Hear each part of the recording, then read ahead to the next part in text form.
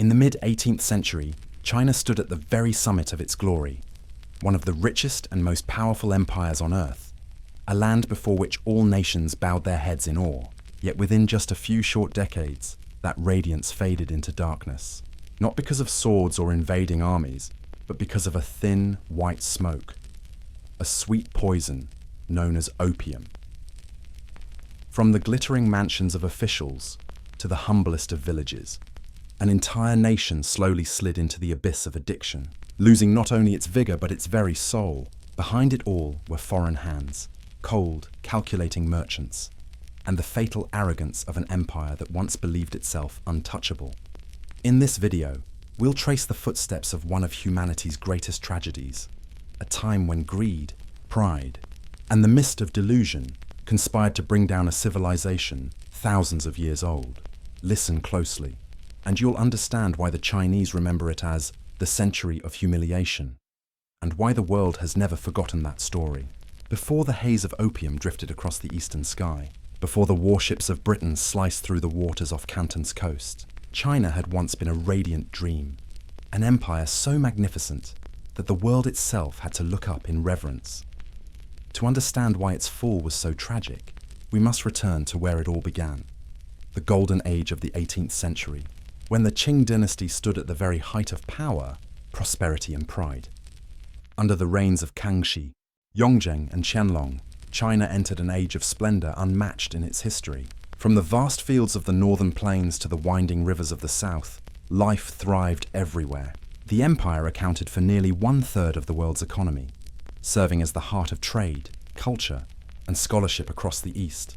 Envoys from Europe, Persia, Siam, and even Russia traveled thousands of miles to pay homage to the Celestial Empire, the realm of the Son of Heaven, symbol of order and civilization itself.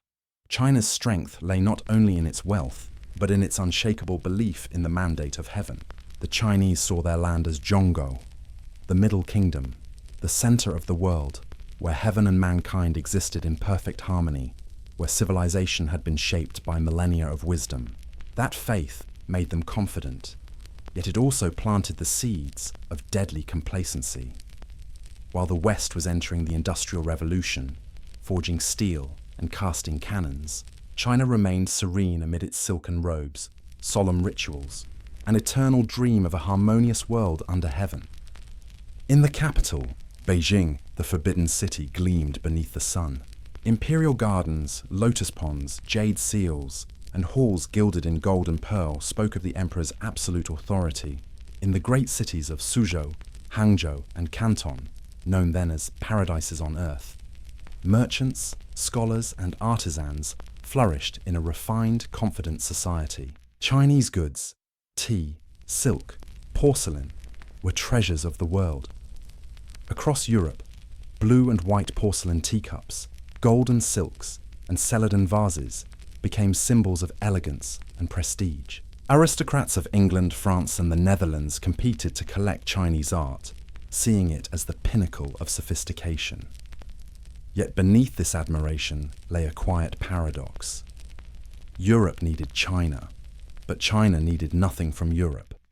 The empire was simply too rich. It had no interest in Western fabrics, wines, or technology. It accepted only silver, that precious metal which drained Europe's treasuries in exchange for a few chests of tea or bolts of silk. To the Chinese, Western merchants were merely distant barbarians, permitted to trade only in the tightly controlled port of Canton under the watchful eye of the Hong Merchant Guild. Among them stood Hao Kuo, the wealthiest man in the world at the time, whose fortune was so vast that even the King of England envied him. The world, it seemed, was split by an invisible curtain. On one side, a West filled with ambition and restless hunger. On the other, an East steeped in pride and isolation. When Europe looked at China, it saw a paradise of riches. But when China looked at Europe, it saw only supplicants begging for favour. Thus, when the British envoy George Macartney came bearing gifts and proposals for trade, Emperor Qianlong responded coldly, "The Celestial Empire has no need for the manufactures of your country.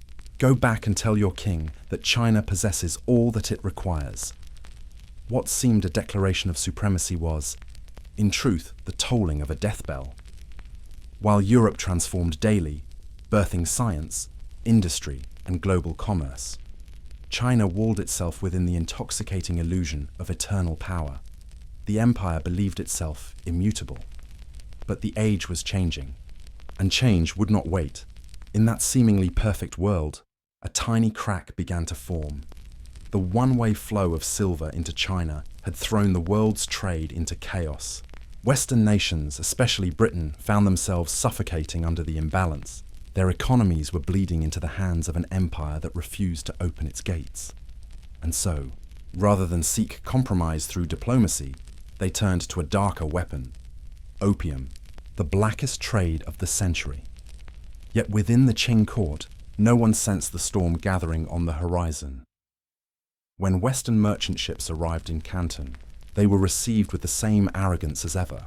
The Chinese believed those pale-faced traders still came merely to bow and pay silver. They did not know that hidden deep within the ship's gleaming cargo holds were the seeds of their own destruction. 18th century China was like a magnificent peony in full bloom, radiant yet fragile. Beneath its silk and gold lay decay, bureaucracy, stagnation, and the rot of complacency. Scholars clung to ancient Confucian texts, officials drowned in ceremony, and the imperial court dismissed Western knowledge as barbaric triviality. They failed to see that steam engines, iron ships, and cannon fire were quietly rewriting the laws of the world. The greater their prosperity, the blinder they became. They did not see the tempest rising on the horizon. For when a civilization believes it has reached perfection, it has already stepped into its twilight. By the final years of Emperor Qianlong's reign, the empire still shimmered in splendor, yet inside, decay had taken root: a surging population, an overstretched agrarian system, corruption festering within the bureaucracy. Reform was stifled by ritual, warnings were silenced as heresy. Meanwhile, Britain, driven by greed and guided by cold precision, had found its solution. It would make China repay silver with its very soul. At the time, no one believed such a thing possible. No one imagined that within just a few decades, the empire that once made the world bow would tumble into the abyss of subjugation and shame, and it all began with a single grain of opium. Golden age, 1,000 years of pride, all swept away by the white smoke born from arrogance and self-delusion. That was the tragic overture to how opium destroyed China's greatest empire. But every glory must one day demand its price. When an empire grows too powerful, it no longer sees enemies beyond its borders, only the ones hidden within. For China, that enemy did not come bearing swords or guns, but in the form of intoxication, a thin, sweet, and deadly mist. And that was when opium entered history. At first, no one could have imagined that a humble plant from the highlands of India could shake the very foundations of a 1,000-year-old empire. When British merchant ships cut across the waves toward Canton, they carried not just goods, but a ruthless plan. After decades of being forced to pay silver in exchange for China's tea, silk and porcelain, Britain's treasuries had been drained dry. They needed to reverse the flow, and opium, grown endlessly across Bengal under the control of the East India Company, became their perfect weapon. By the late 18th century, wooden chests packed with opium cakes began quietly arriving at the ports of Canton.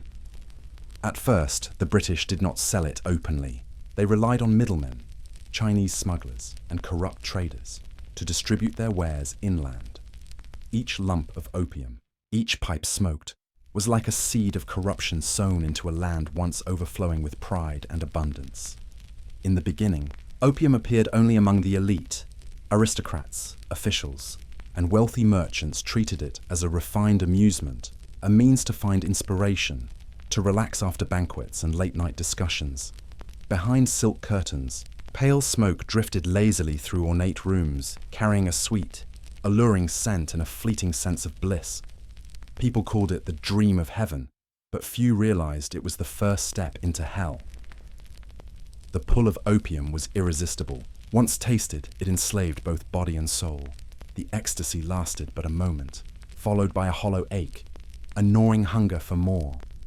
That dependence corroded a society once known for discipline, virtue, and restraint, until it began to crumble like the last leaves of autumn. Western merchants quickly saw their golden mine. Companies like Jardine Matheson, Russell & Co., and countless British and American traders rushed into this secret market, their profits soaring year after year, even as China's vitality drained away day by day. It was a cruel paradox. The deeper China sank into addiction, the richer Britain became. By the early 19th century, opium was no longer an illicit luxury. It had seeped into every corner of society. Poor farmers sold their grain for a few pipes. Soldiers smoked to forget hunger, to escape reality. Officials used it to numb their fatigue and emptiness. A nation once proud and self-possessed had become a collective addict. In the villages of the South, farmers abandoned their fields. Instead of planting rice, they planted poppies.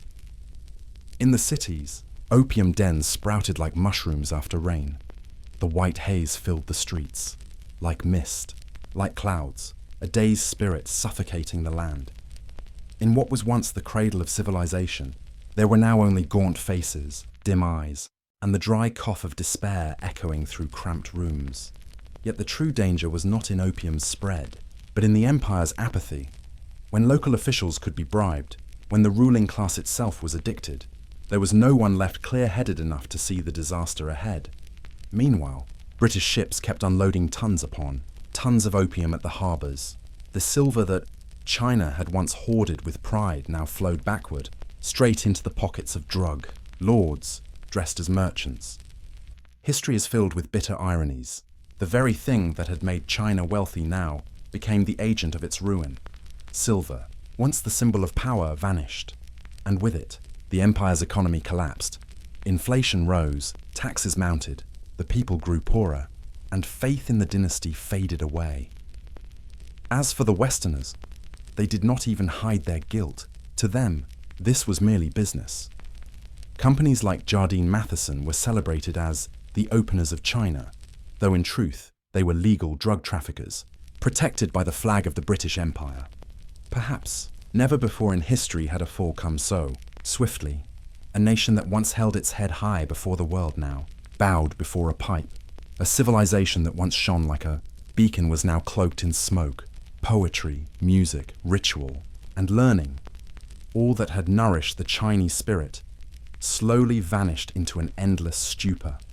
Opium did not merely paralyze the body, it numbed the very soul. When a people can no longer tell right from wrong, when officials buy and sell offices to feed their habit, when soldiers' hands tremble around their swords, the empire has already begun to rot from within. In the West, they called it the opium trade, but for China, it was the first spiritual invasion in modern history. A war without blood, without declaration, yet more destructive than any battle ever fought. Records tell us that by 1830 in Guangdong province alone, opium consumption had reached thousands of tons each year. Behind those numbers lay millions of ruined lives, millions of families torn apart, millions of dreams suffocated. Farmers could no longer work their fields. The sons of the Celestial Empire lay sprawled in a haze of smoke, lost in delirium. Children grew up amid fathers addicted, mothers starving. Homes sold off piece by piece, until only darkness remained. A society once built upon order and moral virtue was now devouring its own soul. And yet, amid this daze, there were still those who stayed awake. They saw the devastation. They saw the foreign plot, and they began to speak out. Their voices were faint, condemned as rebellious. But from that despair, one man would rise, Lin Zexu, who would stand alone against the tide of history to halt the flood of opium drowning his nation. But before Lin Zexu took action, before the flames at Human consumed thousands of chests of opium, China had already lost too much. A proud people had become hostages to an addiction sown by foreign hands, and when the British realized that their merchandise brought not only profit but power, they knew. The empire was crumbling, and the hour to seize it had come. Opium. A delicate wisp of smoke, seemingly harmless, had opened the gates to a century of humiliation, when a civilization was conquered not by bullets or blades, but by the frailty of the human heart itself. And then, as the white smoke crept into every corner of the empire, as those who once took pride in being sons of the celestial dynasty now lay sprawled in dimly lit rooms. The first cracks on the walls of the empire began to appear. It wasn't a battle, nor a rebellion, but a quiet decay, an unseen rot spreading from within, like mold creeping across the golden plaster walls of the palace. From that moment on, China began to melt, not with noise or fire, but with the silent corrosion of its soul. When opium became the breath of the people, silver, the lifeblood of the economy, began to flow out of the empire. Once, millions of taels of silver poured into China each year from Europe in exchange for tea, silk, and porcelain. Now that flow had reversed. Silver streamed out to pay for opium, leaving the treasury empty, currency devalued, and taxes soaring. Inflation flared like a forest fire, consuming the last remnants of stability. People sold their land, their homes. Farming halted. Production froze. The bureaucracy, already stagnant, grew ever more corrupt.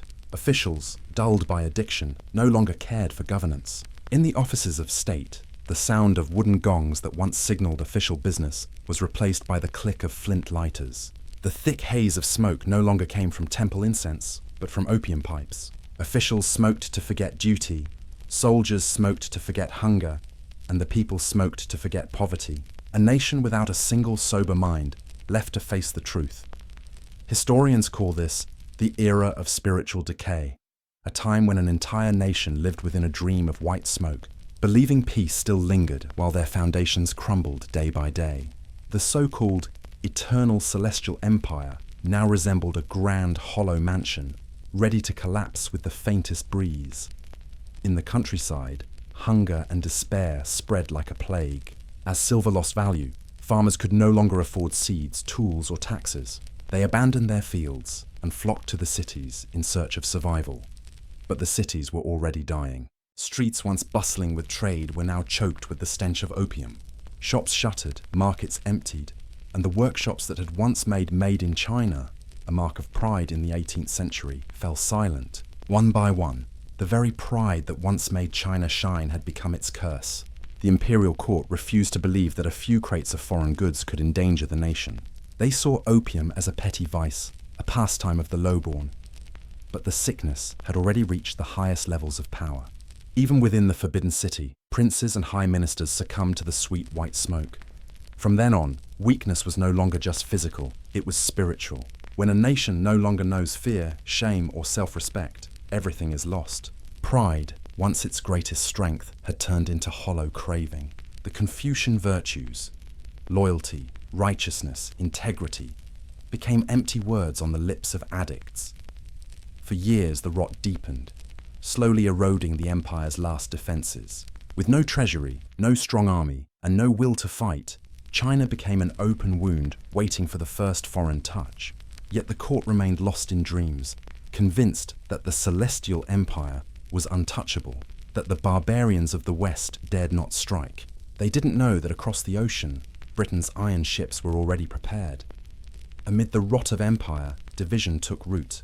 Local provinces grew autonomous. Governors cared more for their own power than for the nation. Corrupt officials conspired with smugglers, profiting from the addiction of their own people. Every chest of opium that entered the land came with their share. Central authority waned, loyalty dissolved. In the memorials sent to the emperor, a few voices cried out about the opium calamity, but most were ignored. Qianlong, Jiaqing, Daoguang, they all heard, but none truly understood. By the time the silver was gone, the armies starved, and the people rebelled. It was already too late. An empire once strong through discipline and virtue, now collapsed through indulgence and apathy. The cracks in society widened, from the capital to the most remote villages. The values that once bound millions, loyalty, filial piety, honesty, became relics of a forgotten age. Scenes from the time showed dim rooms where men and women, young and old alike, lay sprawled on mats, pipes dangling from their lips. Outside, temples crumbled, fields lay barren, rivers ran dry because no one had the strength to row. China, the heart of the world, had become a vast but lifeless body. When Western merchants stepped onto Chinese soil, they saw not a mighty empire, but a giant corpse still breathing faintly. They knew that with a single push, the gates of the Celestial Empire would swing open, and that push would become what history remembers as the Opium War. Before that war erupted, few could imagine that China could ever be defeated. But when inner strength is gone, when faith itself has died, even the smallest spark can set 1,000 years of greatness ablaze. Within the court, a few upright men like Lin Zexu emerged, determined to fight the storm of opium with the last remnants of their conscience. Yet he was like a man trying to mend a silk robe already torn to shreds, no matter how he stitched. The threads slipped away in his hands. The crack of the empire was not just a fissure in its walls, but a fracture in the heart of a people. When greed and weakness reign, when illusion replaces truth, when a civilization ceases to believe in itself, its downfall becomes inevitable. 19th century China did not fall because its enemies were strong, but because it had forgotten the will to survive. And when a nation forgets how to rise again, the world does not wait. Off its shores, Britain's ironclad ships had already arrived, bringing fire, blood, and the terrible price of a century's pride. The crack had become a fracture, and from that fracture, the Great Wall of the Empire crumbled, heralding the beginning of the greatest storm in China's history, the clash between Lin Zexu and the British Empire, where justice and greed collided amid the swirling smoke of opium. When the white smoke had spread across the entire land, when the empire that once proudly called itself the Celestial Dynasty had become nothing more than a shadow of its former self, within that thick, suffocating haze, a man rose to his feet. Amid the slumbering court, among the weary sighs of a desperate people, Lin Zexu emerged like a blazing torch in the darkest of nights. He was no mighty general wielding a sword, but a man of principle, a scholar official who believed that righteousness could still save a nation. And it was that faith which led him into one of the most fateful confrontations in human history. Lin Zexu was born in a time of decay, when corruption had seeped into every vein of the empire. Yet he was different, honest, steadfast, and guided by the unyielding spirit of integrity. When Emperor Daoguang, drowning in despair amid a nation enslaved by addiction, sought a savior, Lin Zexu was summoned to the capital and entrusted with a task that seemed impossible: to quell the storm of opium that was consuming China. He did not hesitate. He swore to do it. Upon assuming his post as Governor-General of Liangguang, Lin Zexu launched one of the most remarkable campaigns in Chinese history. He did not merely ban the trade, he punished everyone involved, even officials.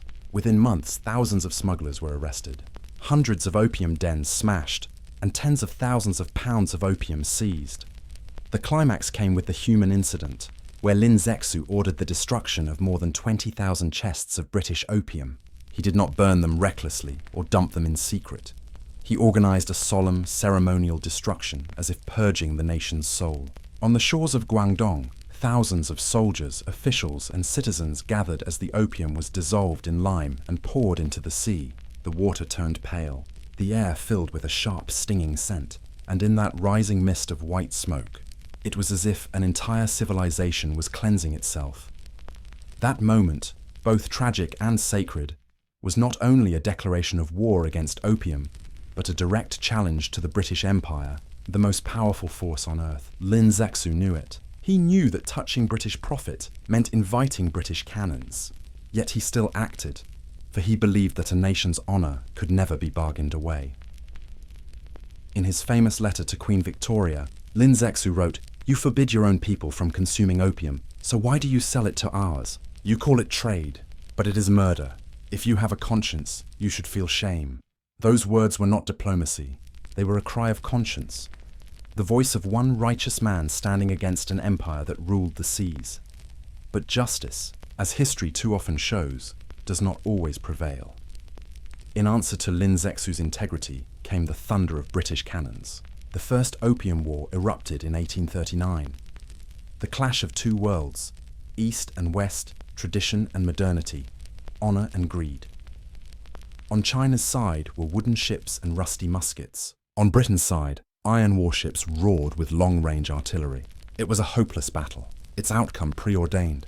Yet Lin Zexu fought on, not merely with weapons, but with an unbroken spirit. He built fortifications, positioned cannons, rallied soldiers and citizens alike, and led by example. Records tell that even as news of defeat arrived one after another, Lin Zexu remained calm, writing his memorials in steady hand and firm voice. Better to die for the nation than to live in shame. That sentence became the rallying cry of Chinese patriotism in the 19th century. But human will could not overcome the tide of time. As British forces seized Guangzhou and advanced on major ports, panic spread through the imperial court. Those who once praised Lin Zexu now turned against him, blaming him for provoking the foreigners. And so, the upright minister was dismissed, exiled to a remote province, while the nation fell and its people scattered. The war ended with the Treaty of Nanking, 1842, the first of many unequal treaties in Chinese history. Britain gained Hong Kong, secured trading rights, and forced China to pay enormous reparations. From that moment, the gates of the Celestial Empire were thrown open to Western powers. Yet even in defeat, Lin Zexu's name did not perish, for he did not lose his honor. If history is a mirror, then Lin Zexu is the single gleam of light reflected in an age of darkness. He could not save the empire, but he preserved the dignity of its people, at least in their memory. Modern historians see Lin Zexu not merely as an official, but as the first modern Chinese, a man who dared to question the world, to challenge the strong, and to choose truth over silence. He failed, yes, but his failure awakened a nation. Without Lin Zexu, China might never have realized how far it had fallen behind the modern world. That fateful confrontation, full of blood, smoke, and tears, shattered the illusion of the Celestial Empire and forced China to face the truth. The world had changed, and they had not. Yet Lin Zexu's greatest battle was not against Britain, but against the rot within, the addiction not just to opium but to power, complacency, and lies. He fought not only foreign invaders but the corruption of his own court, and that perhaps was the hardest war of all. The tragedy of Lin Zexu, and of the Qing Empire itself, was this. They fought for what was right, but lacked the strength to defend it. They had morality, but not technology, courage, but no vision. When Britain's iron ships cut through the waves, they carried not only opium and cannons, but the unstoppable power of the industrial age, science, commerce, and global ambition. And China, for all its 1,000 years of civilization, was but a sleeping giant.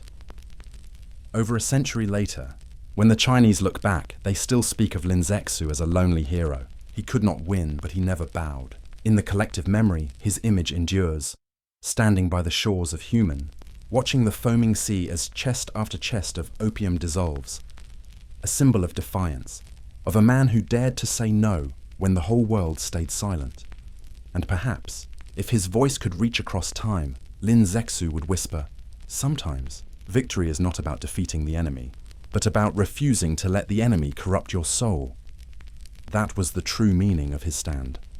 A battle not just to save a nation, but to save the very soul of humanity.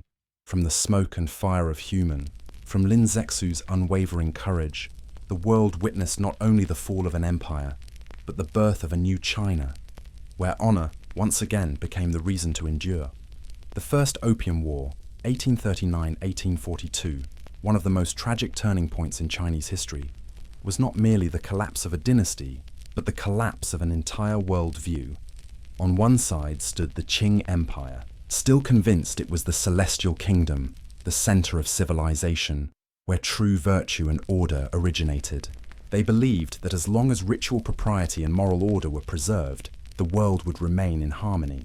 On the other side stood the British Empire, having stepped through the gates of the Industrial Revolution, armed with steamships, long-range cannons, quick-loading rifles, and a mindset powered by reason rather than reverence. When these two worlds met upon the same sea, the collision swept away illusions that had lasted for millennia. The first battle erupted off the coast of Guangdong. The British arrived with massive ironclad warships, floating beasts of steel, while the Qing still fought with wooden junks, bows, and sabers. British cannons roared, and within hours, the Chinese fleet was torn apart like leaves in the wind. The ancient Qing artillery fired a few weak volleys before falling silent forever. Yet the true devastation was not in the loss of ships, but in the breaking of spirit. Within the imperial court, officials clung to the belief that these Western barbarians could never defeat the heavenly troops of China. They sent reports celebrating imaginary victories while, outside the palace walls, cities burned and civilians perished in smoke and flame. Faith in tradition, once a source of strength, had become a shackle. Witnesses of the time wrote that when British ships entered the Pearl River, villagers lined the shores, beating drums and praying for divine protection, believing the sea itself would swallow the invaders. But the sea did not listen. Only the smoke of gunpowder and the gleam of steel reflected upon its surface. And so, the dream of the eternal celestial empire dissolved into mist. The Treaty of Nanking, signed in 1842, marked the war's end, but in truth, it was only the beginning of a century of humiliation. Each clause in that treaty cut deep into China's pride. The cession of Hong Kong, the opening of 5 ports to British trade, the payment of 21 million taels of silver, and the acceptance of extraterritoriality, allowing foreigners to evade Chinese law. Worse still, opium, the poison that had already hollowed out the empire, was not banned. Instead, it continued to flow freely, legalized in everything but name, spreading through China like a slow and endless death. The treaty ports that followed were scenes of quiet despair. Foreign ships anchored like specters, the laughter of Western merchants echoing among decaying streets. Chinese citizens walked past signs written in English, heads bowed, silent. The so-called Celestial Empire had become a land carved open for profit. But the most haunting realization came within the Qing court itself, that their fortress had been built upon sand. Scholars who once recited poems about the way of good governance now stood before the smouldering ruins of their defenses, unable to understand how Chinese civilization had fallen to a Western empire. They could not yet see that the iron ships brought more than cannons. They brought a new age, an age of industry, science, logic, and unrestrained ambition. And China, though ancient and proud, still slept. Yet within that defeat flickered moments of courage. Commanders like Guan Tianpei and Ding Hai fought to their last breath, knowing they could not win but refusing to surrender. To them, dying with honor was worth more than living in submission. Amid the smoke, their cries of "For the nation!" rose and vanished beneath the thunder of guns, as soldiers fell one by one, unaware that their government had already lost the war. When the British finally withdrew, triumphant and unchallenged, they left behind a fractured empire and a wounded people. But what they carried with them was more than opium and trade. It was a brutal lesson, the price of complacency. For in that moment, China realized it was no longer the center of the world. The old belief in a hierarchy of superior and inferior nations crumbled. In its place grew a collective shame, a sense of violation and despair. Historians would later call this the beginning of the century of humiliation, a century in which every treaty bled and every victory belonged to someone else. Yet beneath the ashes, a question began to whisper through the generations. Why did we lose? That whisper would one day rise to a cry that would awaken the slumbering giant. From the humiliation of the Opium War, the seeds of reform and awakening began to take root, though they would need nearly a century to bloom. In truth, the First Opium War was not just a battle between nations, it was a clash of minds, between moral conviction and mechanical power, between faith in the past and the logic of progress. And in that collision, history chose the side willing to change. China did not yet. It clung to pride and lost the future. It believed heaven is still with us, without realizing that heaven had long been silent. Perhaps that is the deepest tragedy of all. Not that China was defeated, but that it did not understand why. From the thunder of cannons in 1842 still echoes a warning, one that every empire must one day hear.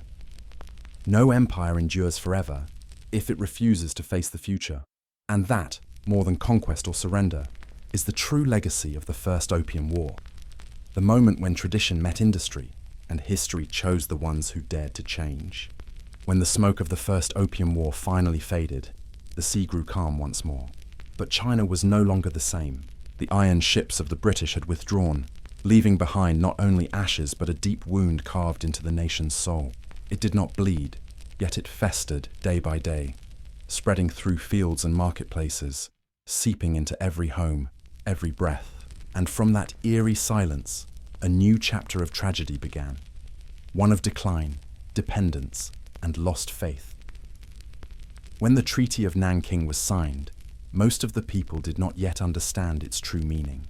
But only a few years later, the truth revealed itself. The Celestial Empire had lost its sovereignty. The 5 ports opened under the treaty quickly turned into foreign enclaves in the heart of China. In Shanghai, Xiamen, Fuzhou, Ningbo, and Guangzhou, concessions rose, each with its own flags, its own soldiers, banks, theatres, and laws. On the stone-paved streets, white men strode with pride. Foreign merchants grew richer each day, while the Chinese lowered their heads and stepped aside, pushed into the shadows of their own homeland. A new order was born, the order of the conqueror and the conquered. But the deepest wound lay not in the loss of territory, but in the loss of spirit. For while foreigners seized ports and silver, opium seized the people. After the war, though the imperial court still forbade it in name, opium flooded in like a boundless tide. Not only officials or nobles, but farmers, soldiers, and labourers all drowned in its white haze. Everywhere, emaciated bodies curled up on tattered mats, eyes glazed, breath thick with the scent of ash. The opium pipe and tray became more familiar than the rice bowl. A people once intoxicated with pride were now intoxicated by illusion. And then, a cruel paradox emerged. Opium, the very national plague once condemned, became the lifeline of a decaying dynasty. As the treasury dried up, local officials levied secret taxes on the drug. In some regions, poppy cultivation was even legalized to boost revenue. The state lived off poison, and poison became the spine of the state. An empire inhaling death to prolong its life. That was the portrait of the Qing after 1842. Meanwhile, in the treaty ports, the West brought not only goods but also its own culture, faith and values. They built churches, opened schools, preached and taught mathematics, science, and foreign languages. China, however, still buried itself in ancient classics, still believed in divine mandate, still awaited a sage to deliver salvation. Between these two worlds, one ascending through knowledge, the other sinking into illusion, the gulf grew vast as an abyss. Dependence extended beyond the economy. It reached into the soul. In Shanghai, young men began to wear Western suits, speak English, and adopt foreign names. Cultural pride, the 1,000-year-old spirit of the nation, slowly faded. The scholars began to ask, has our civilization become obsolete? Once considered blasphemy, that question now echoed through every school, every assembly hall, like a collective confession. And the Qing court? It remained lost in ritual and rhetoric, still believing that all under heaven submits to the Celestial Empire. Unaware that beyond their walls, the world had entered a new age, the age of machines. Newspapers, steamships, and ideas China had never known. Liberty, democracy, commerce, individual sovereignty. Before this tide, the court merely withdrew, a weary dragon retreating into the cave of its past. The people were exhausted, starving, and directionless. As the dream of reviving the Celestial Empire dimmed, they turned to opium as an escape from reality. In the white smoke, they forgot their children's cries, their seized fields, their national humiliation. Perhaps the greatest tragedy was not poverty, but the surrender of the spirit. A nation once proud to be the center of civilization was now lost in its own darkness. Western missionaries recorded heartbreaking scenes. Mother selling her child for opium, a father collapsing beside his hearth, a child clutching his father's lifeless body, thinking he was merely asleep. These stories were not just sorrowful memories, they were indictments of a civilization destroying itself. Meanwhile, amid the ruins, little Europe's bloomed brightly. Shanghai glowed with electric lights, where foreign merchants opened banks, ballrooms and theatres. Beyond their gates, thousands of Chinese crowded into slums. Two worlds existed side by side, one shining, one decaying.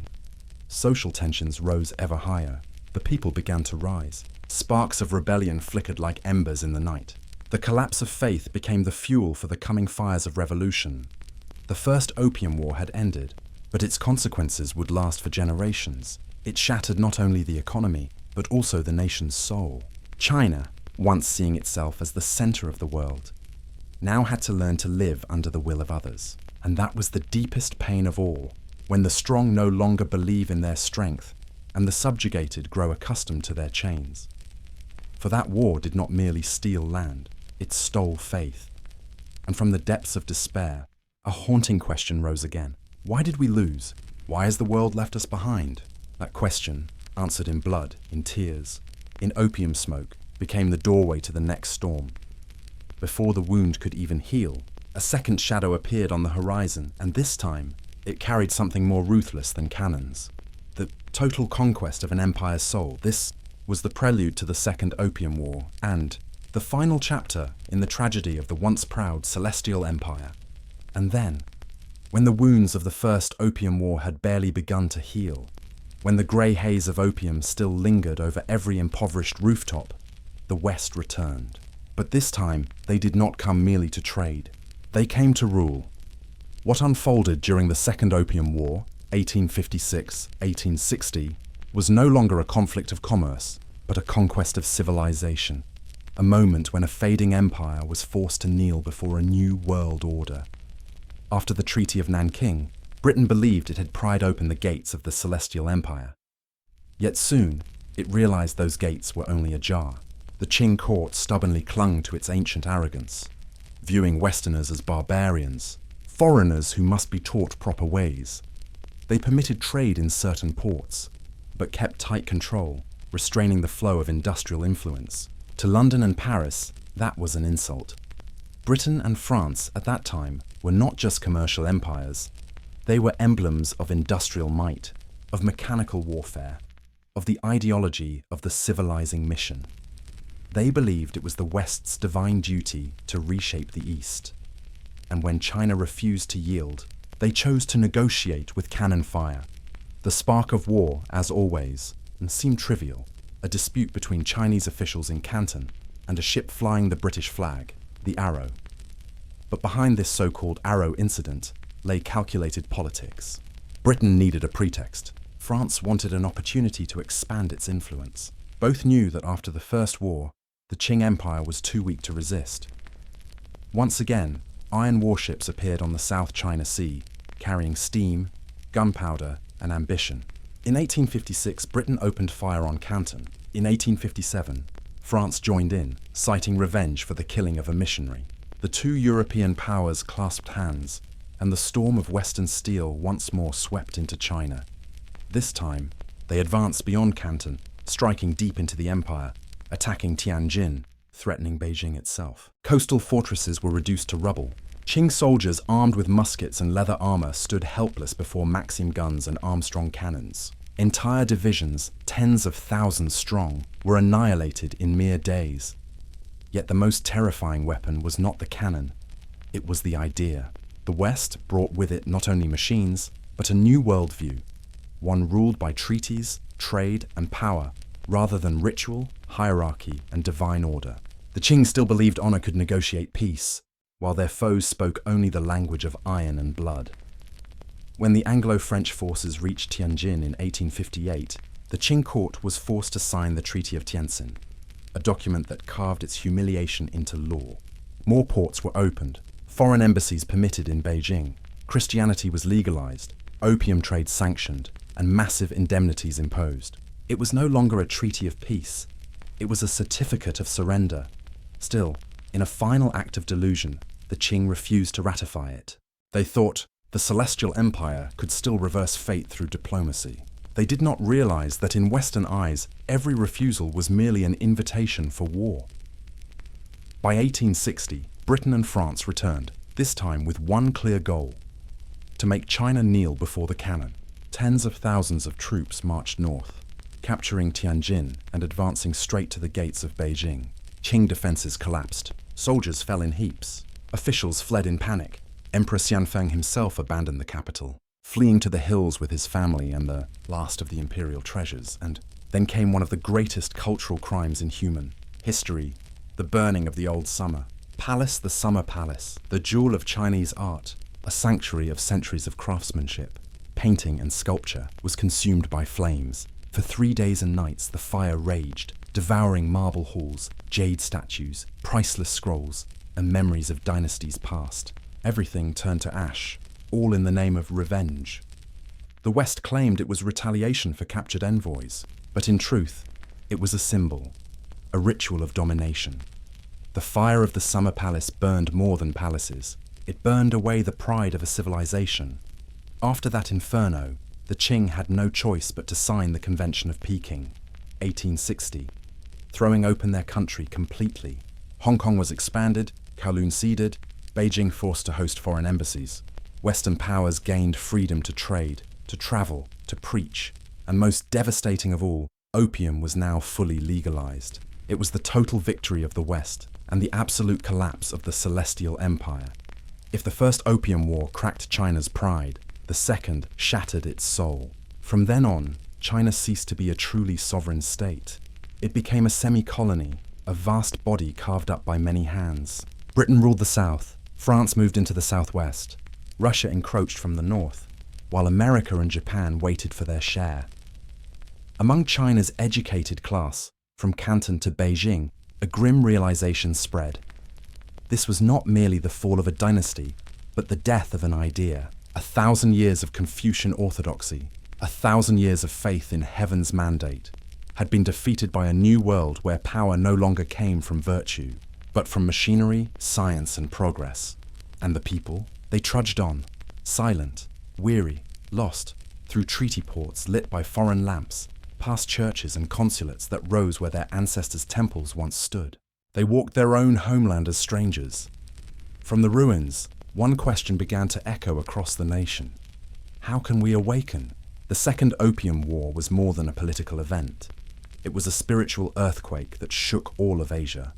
From India to Japan, nations looked upon China and wondered, will we be next? And so began a new chapter, one of reform, rebellion, and restless yearning for renewal.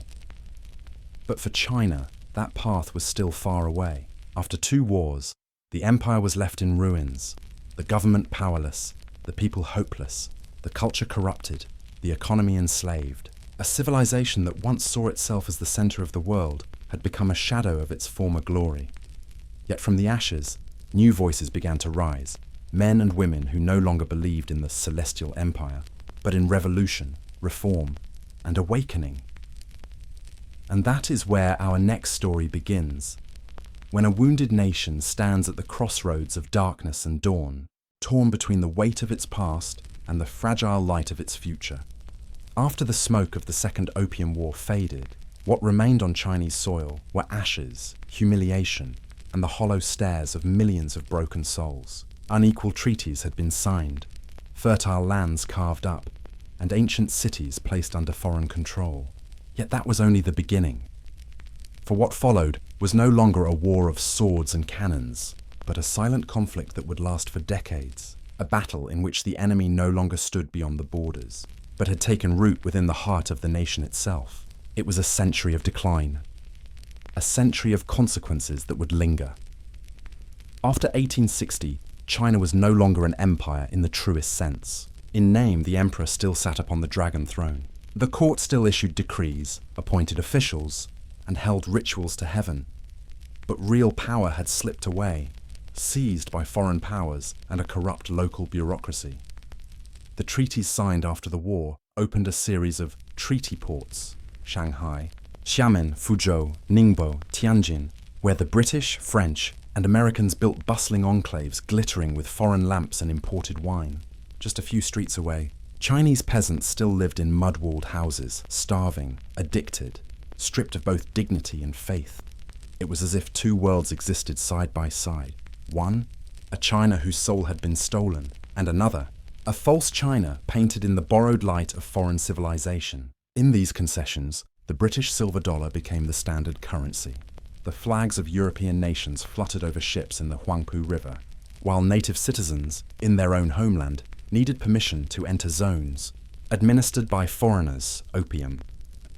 The very substance that Lin Zexu had once burned in heroic defiance at human had now become the backbone of the economy. The imperial court, desperate for revenue, turned a blind eye and allowed poppies to be cultivated across the countryside. Millions of farmers abandoned their rice fields, the lifeblood of the nation, to plant the red flowers of death. Each bloom was a drop of blood, not from war, but from self-destruction.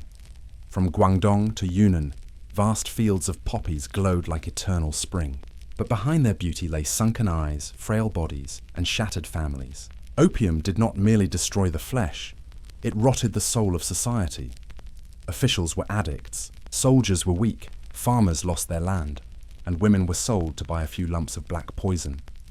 Local magistrates not only failed to stop it, but taxed it. In some regions, opium revenue made up nearly 40% of government income, and so the state, once the guardian of its people, became complicit in their ruin. A civilization that had once called itself the center of the world's culture now survived on the very poison it once despised. It was the tragedy of a nation drained of life by its own hand.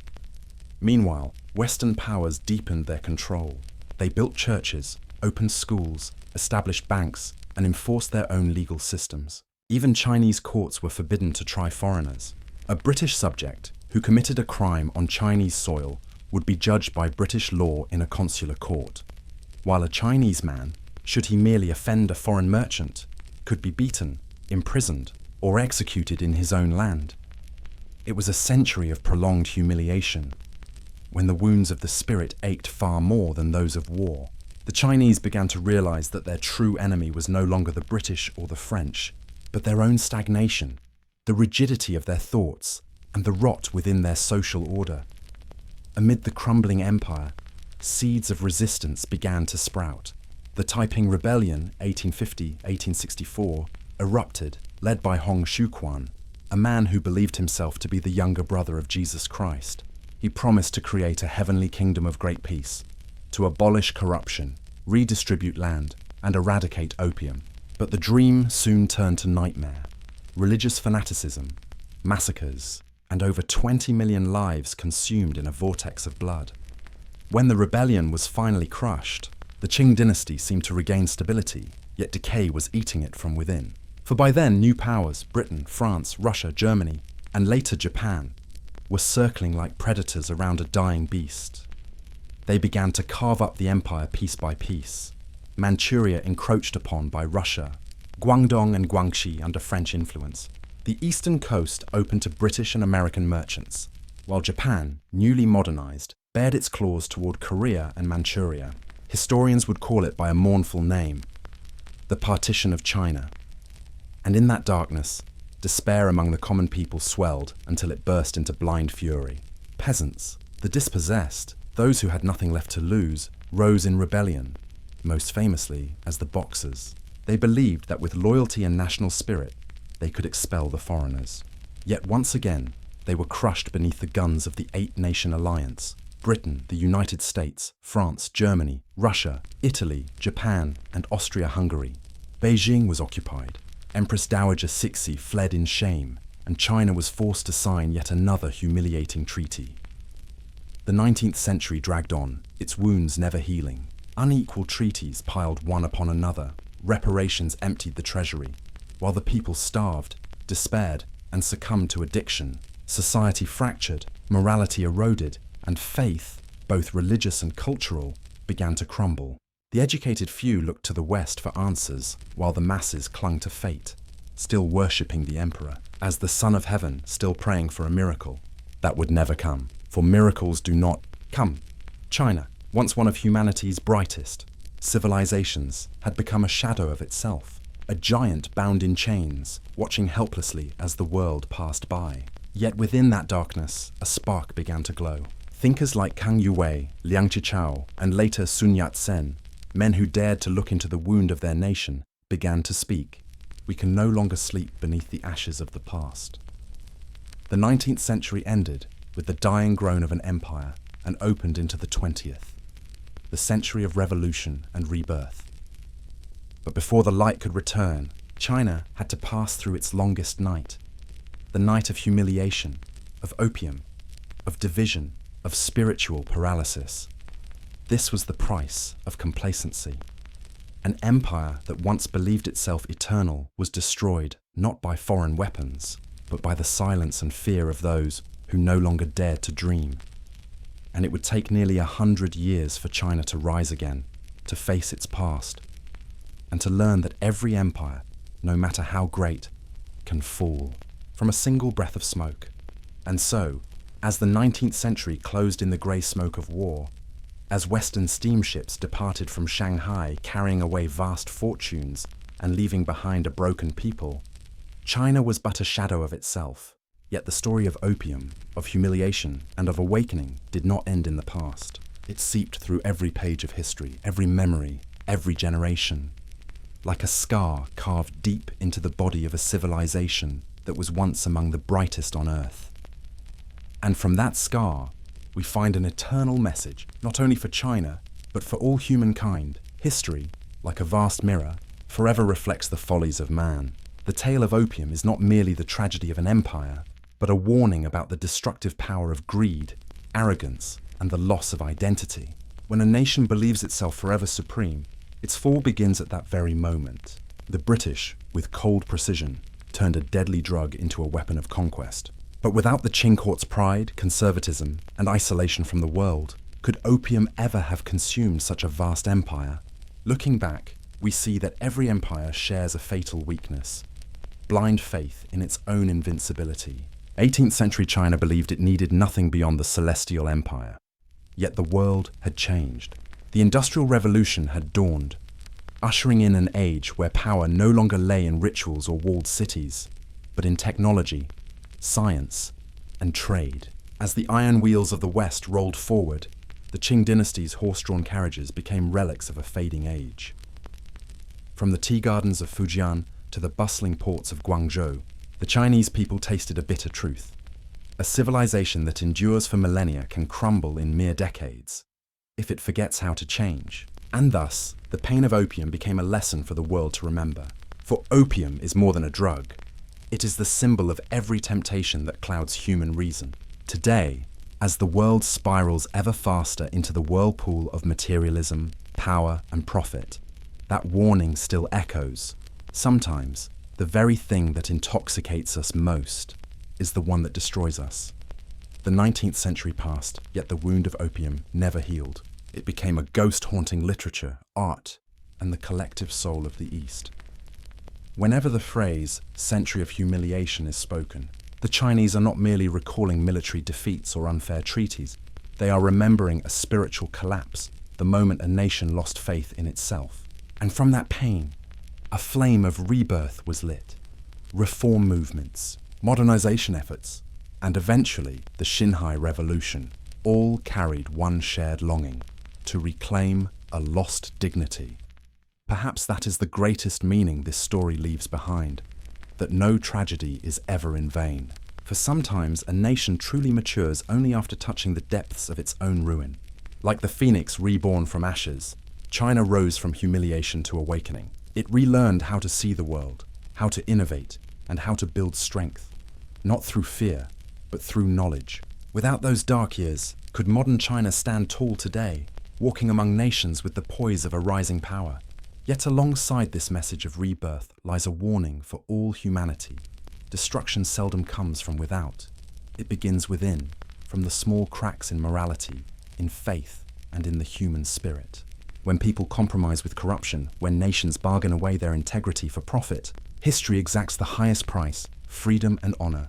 Today, when we look back at the black and white photographs of old Shanghai, the foreign concessions, the signboards in English and French hanging in the heart of China, we see not just a conquered city, but a lesson written in blood and tears. A lesson that power is fragile without virtue, and that true civilization lies not in wealth, but in the courage to confront one's mistakes and rise above them. Ultimately, the story of how opium destroyed China's greatest empire is not merely an echo of a sorrowful past. It is a mirror reflecting our present. For every age has its own opium. Perhaps technology, social media, greed, or pride. All can lull us into forgetting who we are, until we become slaves to what we have created. If the story of 19th century China teaches us anything, it is this: every empire can fall, but those who awaken, who learn from pain, are the ones who never truly die. And perhaps, only when we listen to history with our hearts, will we realize the most frightening thing is not defeat, but forgetting why we once fell. History is never a set of dry letters. It is the soft whisper from the past reminding us of the price of arrogance and of temptations that seem harmless. How opium destroyed China's greatest empire does more than retell a dark chapter in Chinese history. It serves as a mirror reflecting every age. For today, in the modern world, each of us still faces our own opium: greed, power, materialism, or indifference. Do we possess enough clarity to avoid repeating the old tragedy? If you want to understand more deeply how a mighty empire could be ruined by the faint mists of illusion, stay with us on this journey. Behind every wisp of smoke there are lessons, and behind every fallen empire there is a warning for all humankind. Click subscribe, like, and share your thoughts, so we may together listen to the echoes of history and never forget that every glory can collapse. If people forget themselves,